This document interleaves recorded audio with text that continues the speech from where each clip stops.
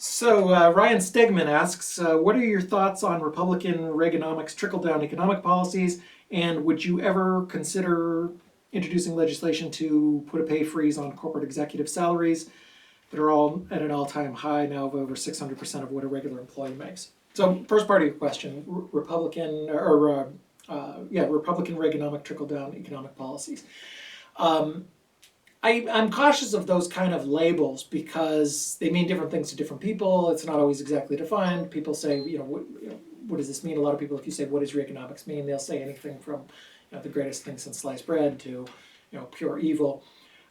So I think it's more useful. And that goes, by the way, even for the most broad things about Republican and Democrat itself. It's more useful to talk about very, very specific policies. What do you think about this policy or that policy? In general, I kind of associate what you might call Reaganomics with the philosophies of Milton Friedman, who was active during the Reagan administration as an advisor and a speaker.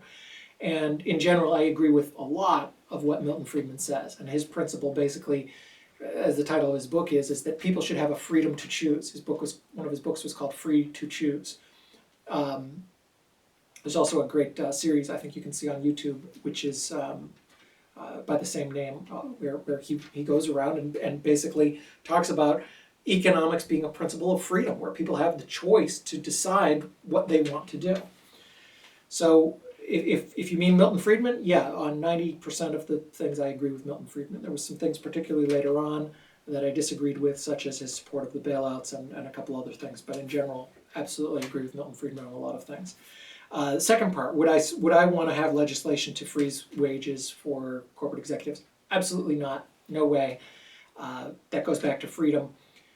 Yes, it's a problem that executives make so much more than the average worker, but that's something that can be fixed by freedom. You can always find a freedom solution for things.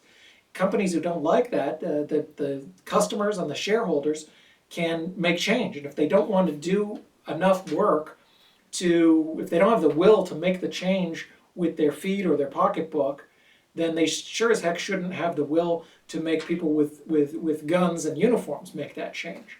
So in general, I'm against these kind of rules, other than a very, very last resort. So I wouldn't want to see a rule like that, no.